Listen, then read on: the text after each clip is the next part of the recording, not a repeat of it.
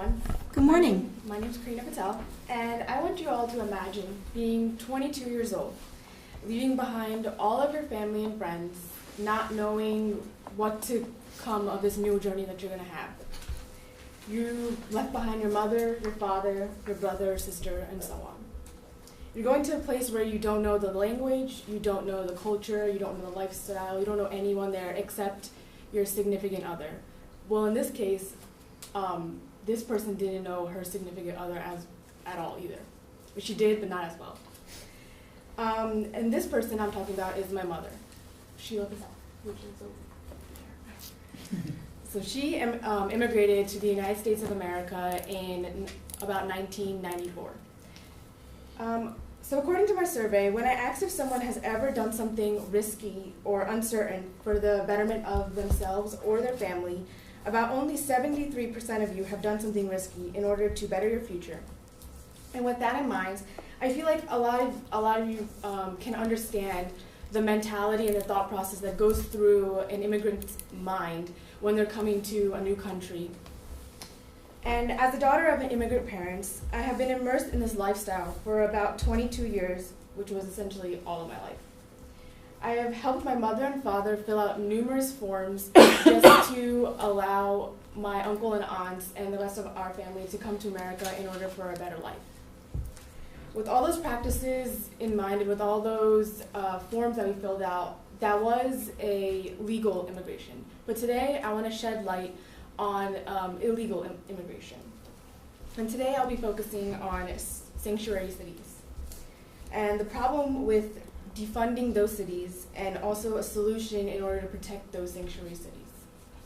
So first, I would like to talk about the problem in defunding or unfunding those sanctuary cities and what a sanctuary city is essentially.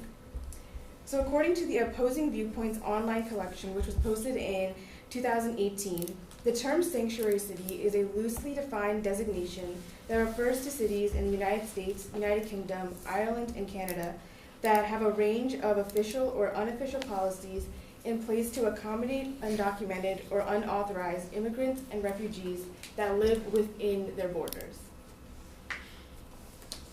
So the biggest problem with sanctuary cities is that many, if not all, are facing problems in getting funded. They're either on the verge of losing their funding or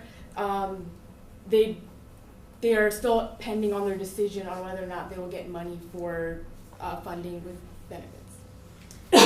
As stated in this academic periodical titled Sanctuary Cities in an Age of Resistance, published in March of 2017, the author of Joshua Leon states that Trump and other Republicans have loudly threatened to choke off federal funding to sanctuary cities with a headline figure of about $650 billion that are at risk. To hit these even closer to home, as stated on the Center for Immigration Studies website, which is published on July 27th of 2017, there are 17 counties in Pennsylvania that are considered sanctuary cities, which are shown within this map. With Bucks County still awaiting a decision on if they can get funding for benefits for immigrants. And the Philadelphia County will most likely be disqualified from getting federal law enforcement benefits. So as sanctuary cities start to go unfunded and there is no protection for these individuals, this then leads to a further privatization of municipal functions. And that does sound like big words, but that essentially just means that the many middle to low income families that are for immigrants, their needs that are considered as a necessity will then turn into a luxury where they won't be able to get benefits from the government without the funding from the federal government.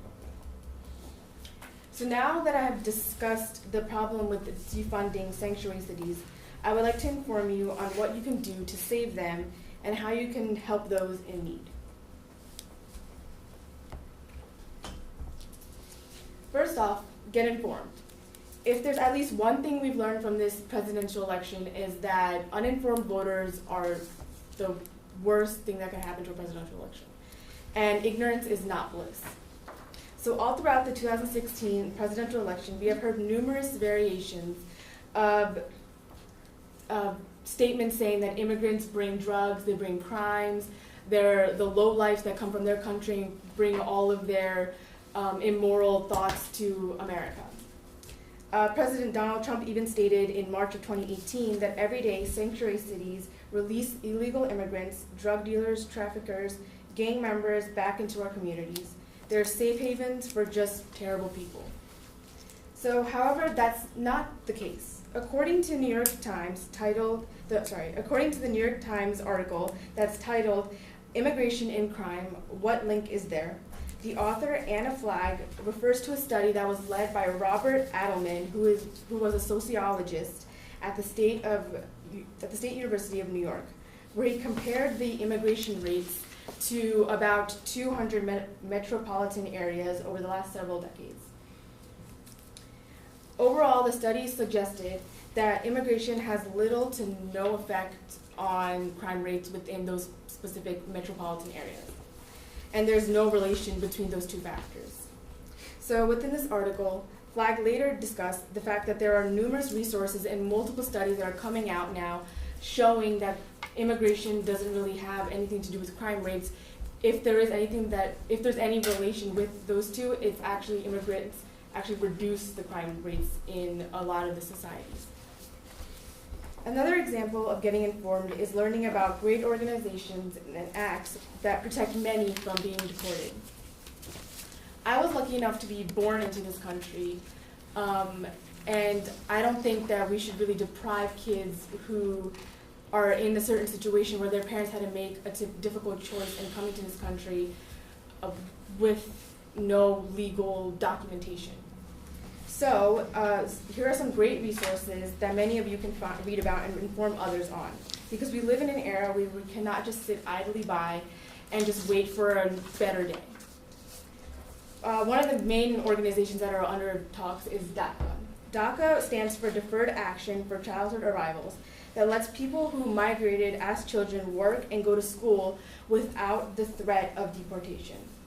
According to CNN, the article that's titled U.S. Immigration, DACA and Dreamers Explained, the author states that about 690,000 young adults are protected under the DACA program. However, this program is under attack by our current administration. So I've also added on this slide some websites that are connected to our PA state legislatures. These websites can give you the contact information for our governors and our senators, and you can contact them and ask them for more information on what's going on with protecting illegal immigrants, and as well as what we can do to protect those in need. So I've discussed the problem in defunding sanctuary cities, which will further lead to the lack of resources for an enormous number of people. I've also provided you, the audience, with some numerous resources that can aid you in getting more information to the topic of sanctuary cities. Again, I would like to reiterate that in this political climate, we cannot just sit and wait for a better day. We must take action and help those who are in need. Furthermore, I would just like to leave with this. We are lucky enough to be sitting in this classroom today and getting an education and bettering our lives. I know I'm very fortunate, and I hope after listening to this presentation you are too. Thank you.